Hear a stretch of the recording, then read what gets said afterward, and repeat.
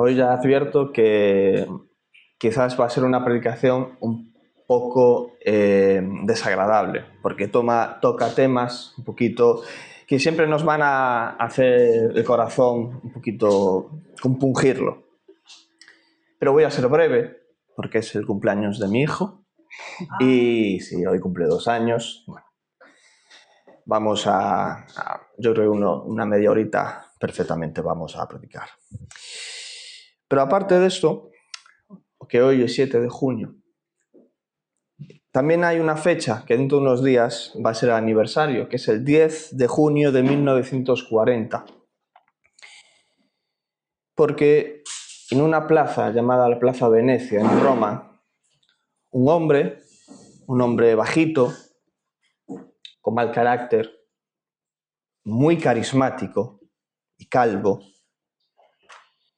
se presentaba como un semidios, se presentaba como un libertador,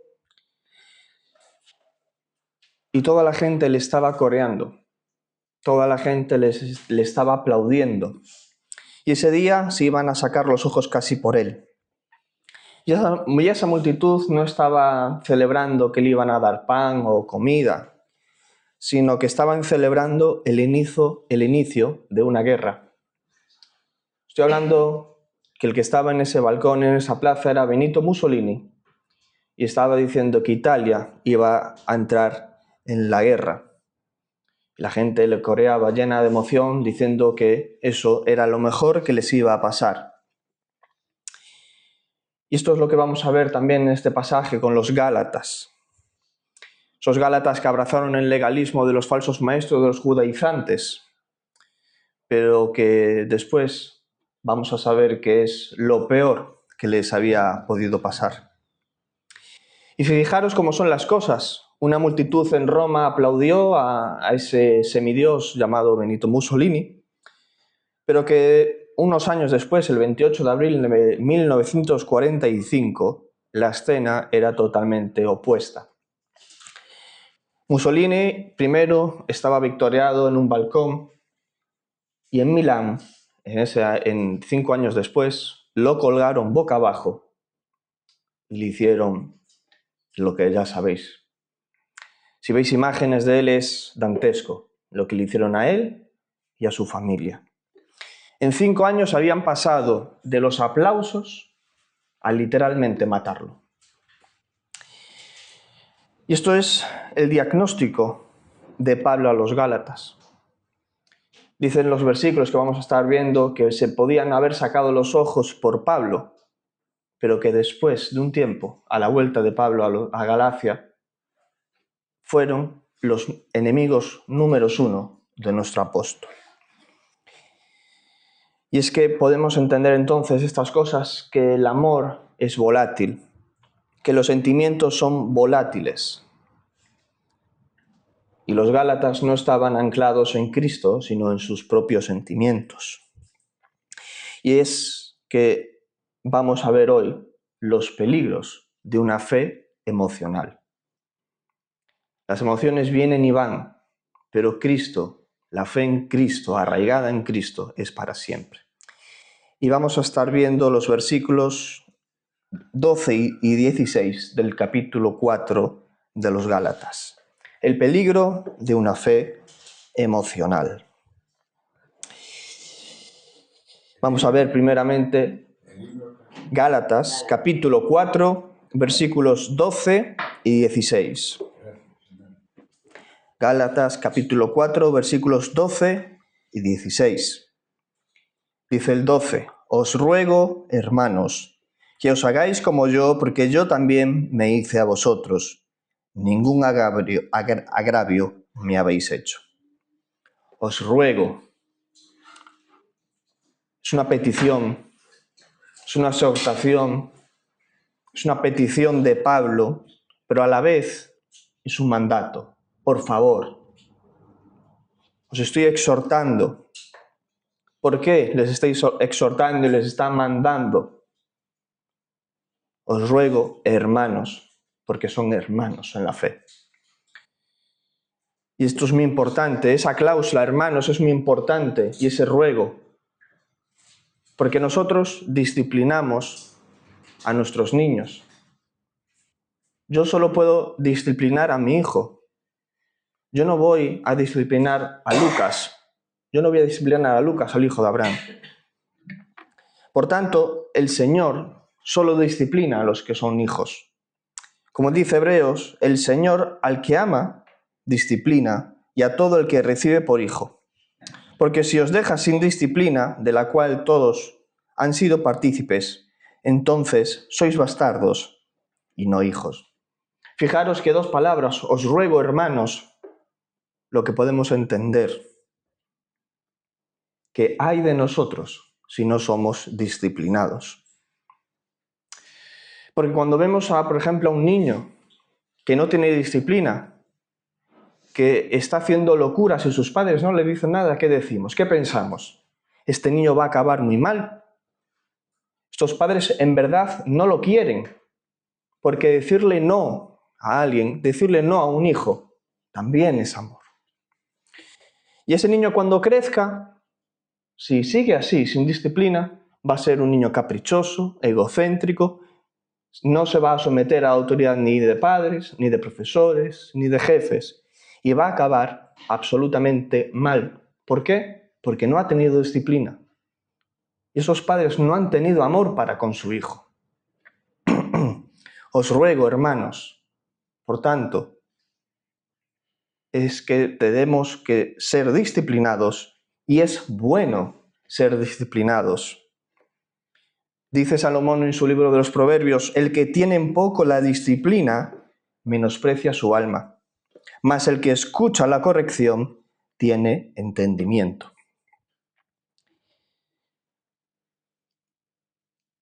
El que escucha la disciplina, el que no escucha la disciplina, menosprecia su alma. Mas el que escucha la corrección tiene entendimiento. ¡Wow! El que no escucha la disciplina ni quiere ser corregido, está dirigiendo su alma al infierno. Sí, señores. Pero el que escucha la disciplina, la acepta humildemente, a mayores de estar bien con el Señor, somos edificados. Y no lo digo yo, fíjate el autor de Hebreos que dice, es verdad que ninguna disciplina al presente parece ser causa de gozo, sino de tristeza, pero después da fruto apacible de justicia a los que ellos han sido ejercitados. Fíjate, un enfermo sabe que tiene que tomar una medicina que va a saber fatal, porque siempre las hacen que saben a rayos, pero que después, en un futuro, le va a hacer bien para su cuerpo. Y el pecador se debe de dar cuenta que cuando es disciplinado, en un futuro le va a hacer bien a su alma. Por tanto, no podemos menospreciar la disciplina. Debemos de aceptarla con humildad, pero debemos de tomar esa disciplina. Porque por mucho que te digan la disciplina, si no la aceptas, si te dicen toma esta medicina pero no la tomas, nunca vas a ser curado. Debemos entonces de ser disciplinados. Hermanos, os ruego, ¿qué nos ruegas? ¿Qué mandato nos estás dando? El de vivir por la fe, no por preceptos, como dice el siguiente del versículo 12, que os hagáis como yo, porque yo también me hice a vosotros. Es el mandamiento de Pablo, que os hagáis como yo. ¿Por qué? Que os hagáis como yo. ¿Qué quiere decir? Que aceptéis, Gálatas, la salvación por la fe. Que no sigáis a los judaizantes que están añadiendo a esa fe, a esa salvación, obras. Que os hagáis como yo. Y esa es el verdadero evangelio. El evangelio de la gracia nos dice eso. Que la salvación es exclusivamente por la obra y la gracia de Dios. que tus obras absolutamente no cuentan para nada para alcanzar esa salvación. Y que, como dicen muchos, que tienes que estar a cuentas con Dios, eso simplemente es una tontería. Claro que tenemos que estar a cuentas con Dios, pero no en base a nuestras obras que nos deben de justificar, como muchos piensan.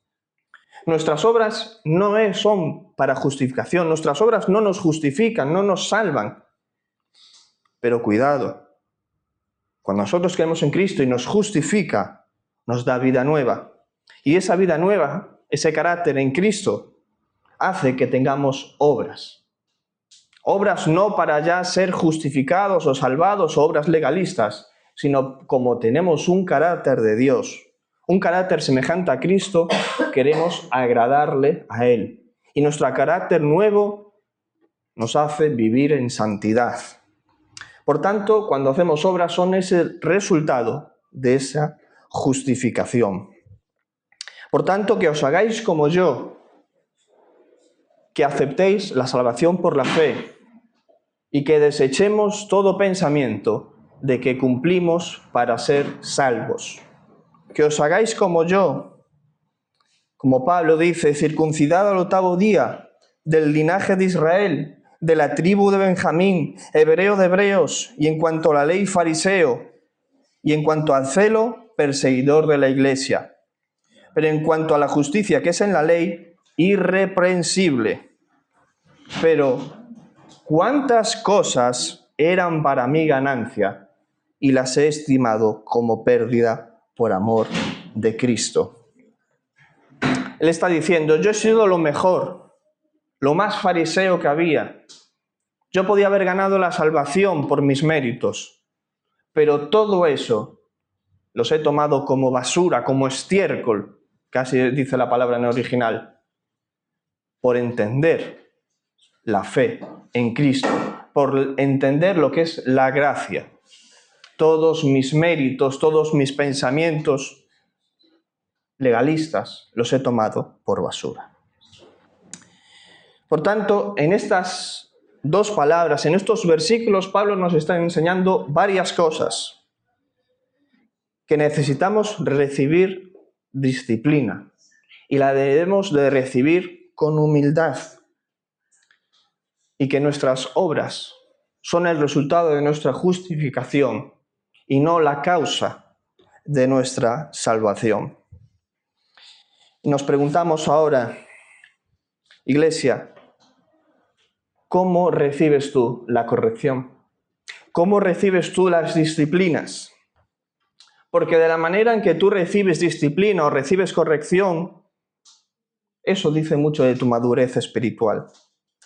Porque si respondes con jactancia o con méritos, estás diciendo que tu evangelio es superior al evangelio de Cristo, que tus obras están contando. Porque si me respondes con yo tengo 40 años de evangelio, yo entiendo, porque el Señor me entiende, es que yo predico, es que yo ofrendo mucho, es que yo canto, es que yo vengo todos los días al culto, entonces eso que tú me estás diciendo no entra porque yo sé. Eso no es humildad. Eso no es aceptar la disciplina correctamente. Eso es vivir un evangelio acorde a tus pretensiones y a tu carácter. Debemos de vivir el evangelio, y el evangelio es difícil, como decía Mari, entrar por la puerta estrecha. El evangelio es matar el ego todos los días. Y es decir, yo no valgo para nada para obtener la salvación. Es Cristo, es por gracia. No son mis méritos, no es lo listo que sea o lo guapo que sea o lo que haga en la iglesia. Es por gracia. Y si no aceptamos la disciplina, entraremos por la puerta ancha. Y si no aceptas todo esto, no aceptas disciplinas, siempre y cuando sean correctas, ¿no? Estamos entendiendo que cuando somos disciplinados es una verdadera disciplina, una verdadera corrección. Cuando tú no aceptas esto y quieres vivir a tu manera, a tu forma, estás despreciando la sangre de Cristo. la estás tirando al suelo, porque dices, sí, Cristo ha muerto por mí, pero aquí tienes también mis obras y mi evangelio que debe de completarse para ser salvo.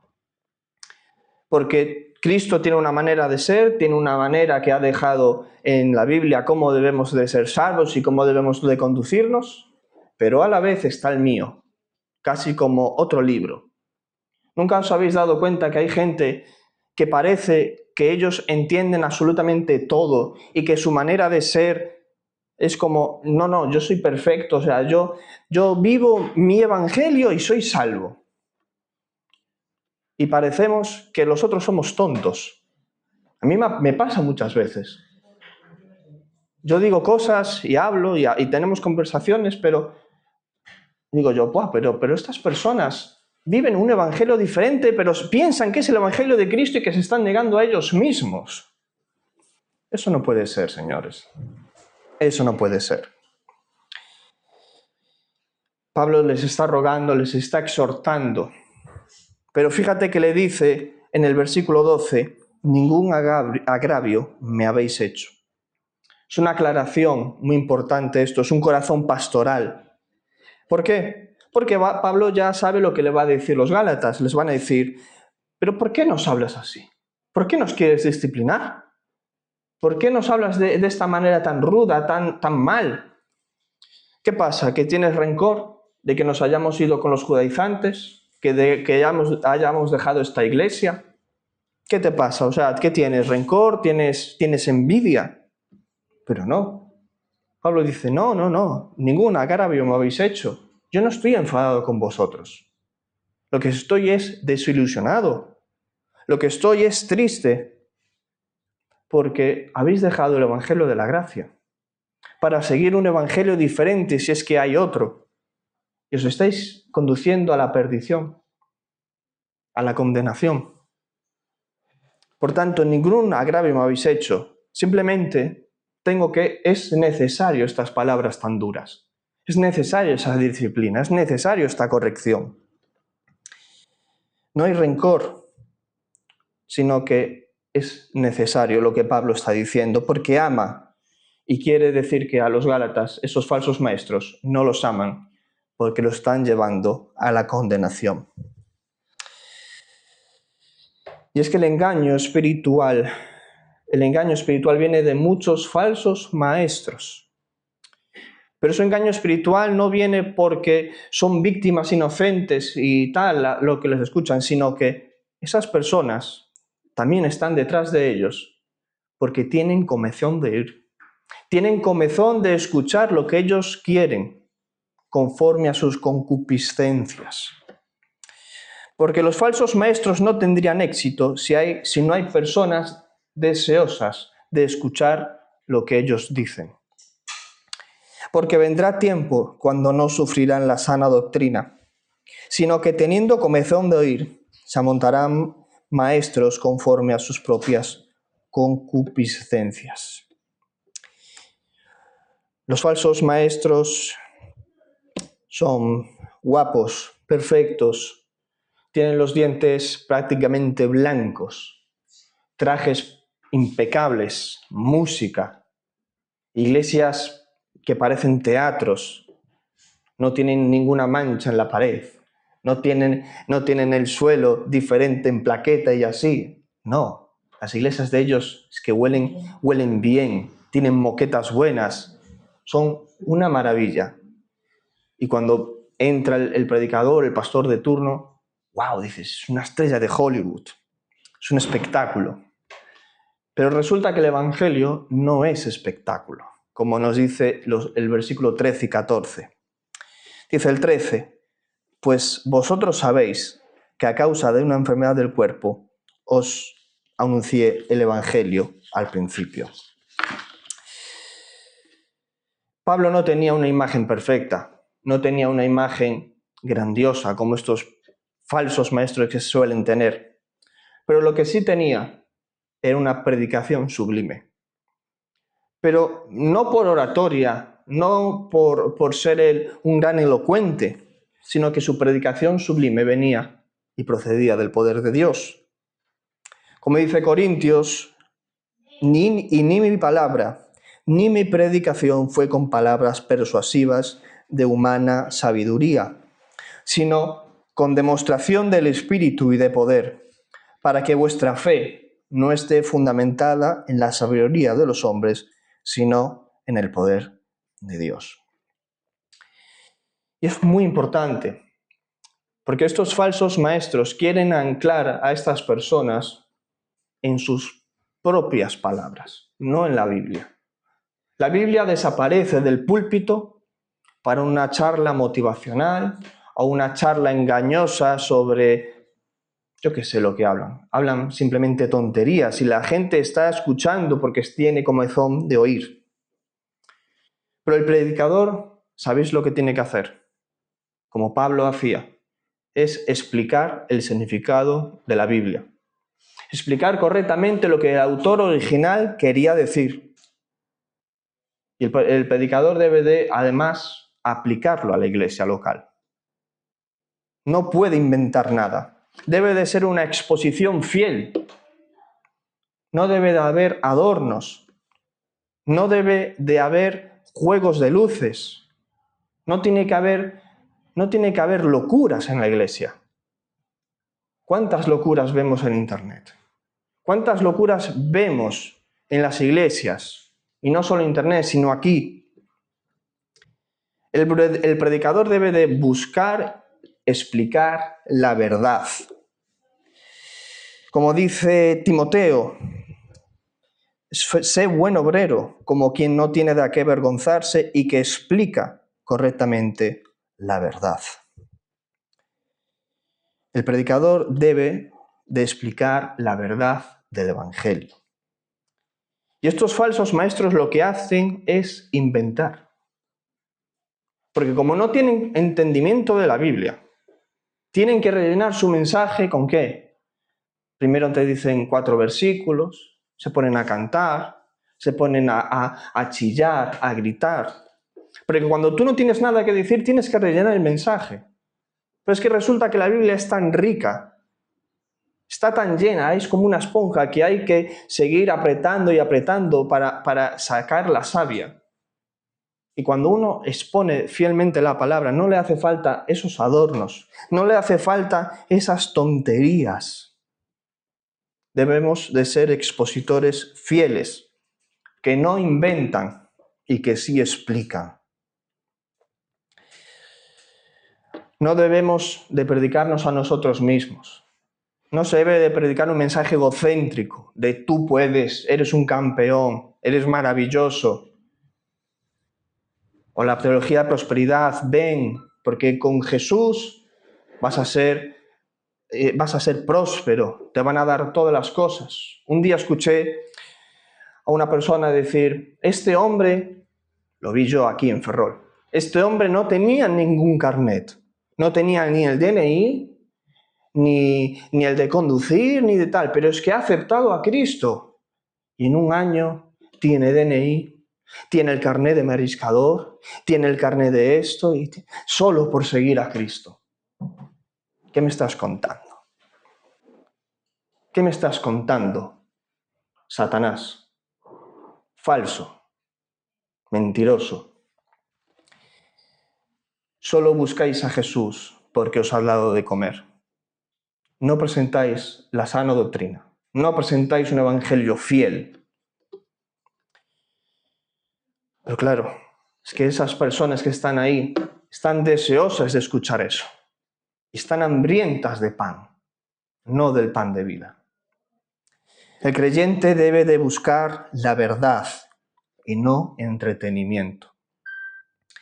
Dice el 14, y no me despreciasteis ni me desechasteis por la prueba que tenía en mi cuerpo, sino antes bien me recibisteis como a un ángel de Dios, como a Cristo Jesús.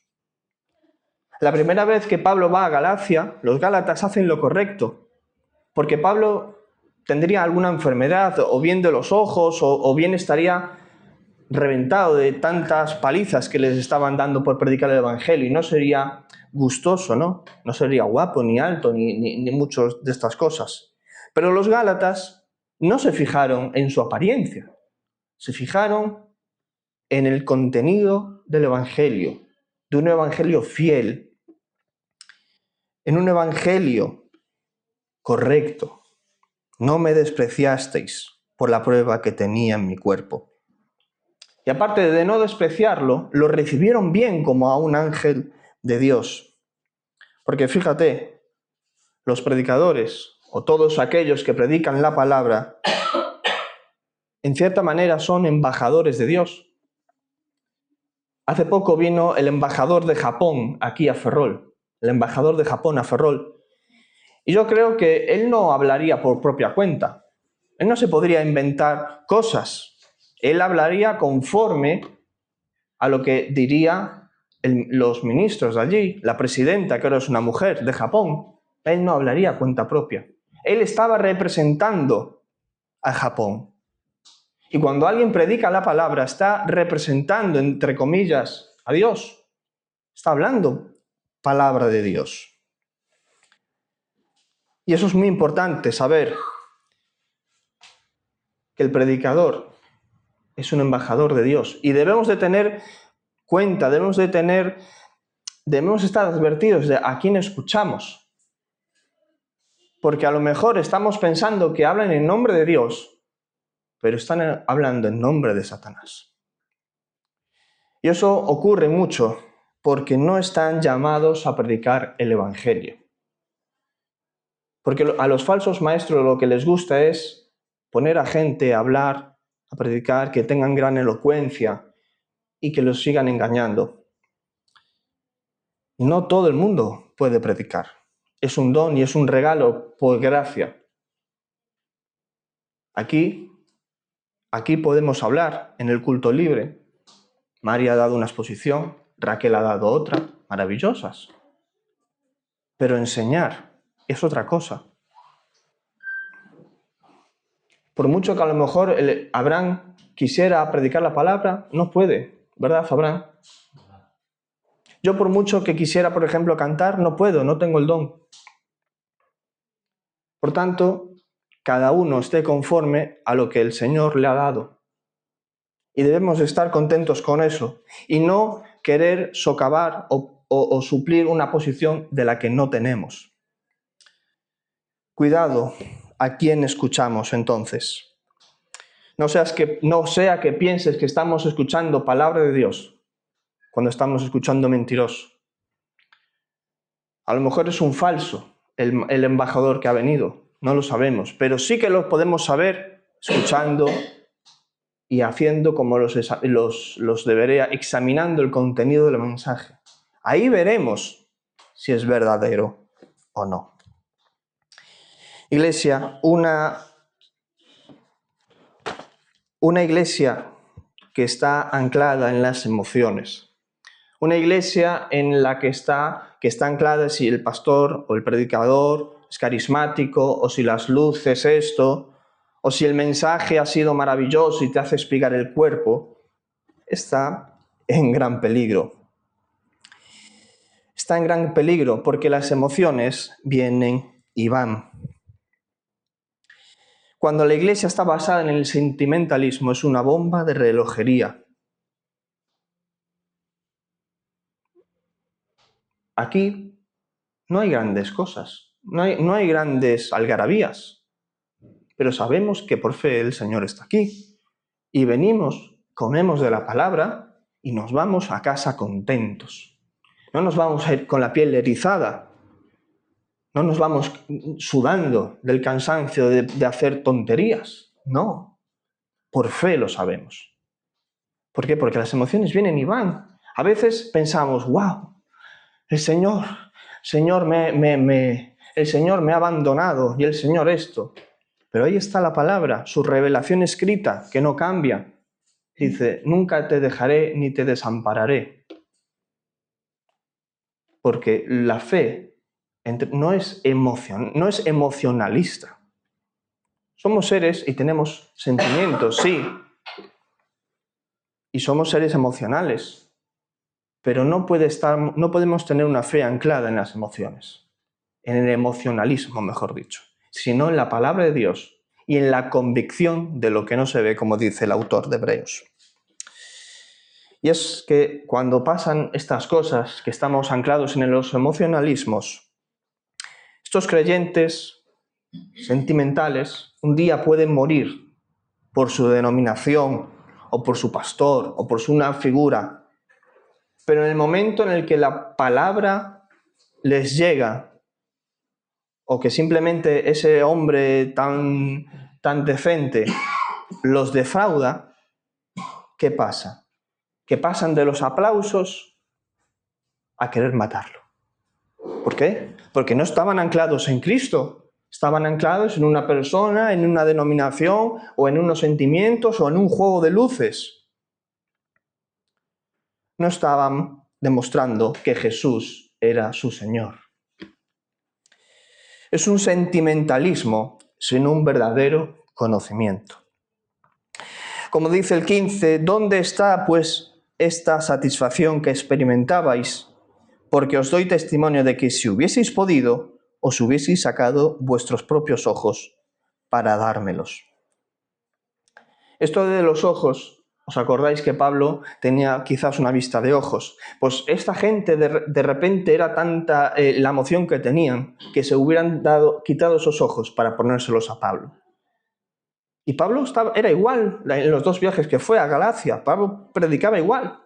Pero cuando se fue, los judaizantes entraron con un mensaje egocéntrico, lleno de concupiscencias, atrajeron a los gálatas y se los llevaron al evangelio de la ley. Claro, los gálatas le dieron la espalda a Pablo, reconociendo eso, que su amor no era en Cristo.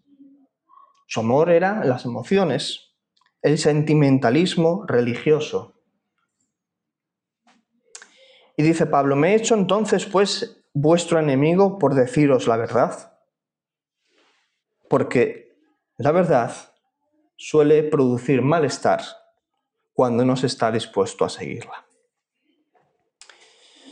Los judaizantes veían aberrante un evangelio por la sola fe, por tanto debían de ser enemigos de ese evangelio de la fe. Y nosotros entendemos que, entre comillas, son enemigos aquellos que predican un evangelio por las obras. Pero, al fin y al cabo, ¿por qué creéis que estos falsos maestros de Galacia hacían estas cosas? ¿Por qué creéis que los falsos maestros actuales hacen tales cosas? Porque el verdadero interés del manipulador, ¿cuál es? Pues lo dice el versículo 17, que tienen celo por vosotros, pero no para bien, sino que quieren apartaros de nosotros para que tengáis celo por ellos. El falso maestro adora a las masas. El falso maestro adora a las masas y que las masas lo adoren. Ellos necesitan cantidad, no calidad. Y están buscando a gente indefensa, a gente que no sabe muy bien por dónde ir, a gente que no entiende bien la Biblia o que no la lee, que no se esfuerza, a gente que va como una veleta en doctrinas y doctrinas y no sabe muy bien por dónde ir y los embaucan. Y puede resumir esto muy bien Pedro diciendo, porque vuestro adversario el diablo, como león rugiente, anda alrededor buscando a quien devorar. Tienen celo por vosotros, pero no para bien, sino que quieren apartaros de nosotros para que vosotros tengáis celos de ellos. Ahí está el kit. El falso maestro te dice, aléjate de todo, depende de mí. Y en una ocasión, a mí me dijeron eso. Me dijeron literalmente, Cristian, no estudies tanto que ya te enseño yo. Cristian, no leas tantos libros y escúchame a mí. A mí eso ya me hizo clic. Digo yo, uy, me huele muy mal. Me huele muy mal. Los falsos maestros están buscando eso, que te apartes, que los sigas a ellos. Y muchos judaizantes hicieron eso con los gálatas. Los llevaron a la ley para que fueran celosos de la ley y fueran celosos de esas personas, de esos maestros. Pero ¿quién está detrás de todo? Está Satanás, que quiere destruir el Evangelio. Es Satanás, al fin y al cabo, quien está detrás de todo para destruir el Evangelio. Porque la salvación por las obras no es el Evangelio. ¿Y qué hace? Llevar a las personas a la condenación. Estos hombres, estos falsos maestros, además, buscan la gloria propia, buscan la honra. Son megalómanos, les encanta fotos, cenas, que le llamen pastor, les encanta ser las figuras centrales, habituales, no Cristo. Dice dice el Señor Jesús en Mateo, aman los primeros asientos en las cenas, y las primeras sillas en las sinagogas, y las saludaciones en las plazas, y que los hombres llamen rabí, rabí. El falso maestro te aísla, no te deja pensar por ti mismo, pensamiento único.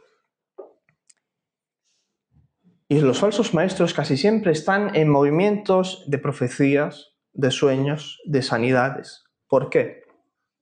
¿Por qué? Porque ahí ellos son intérpretes de Dios. Ellos interpretan.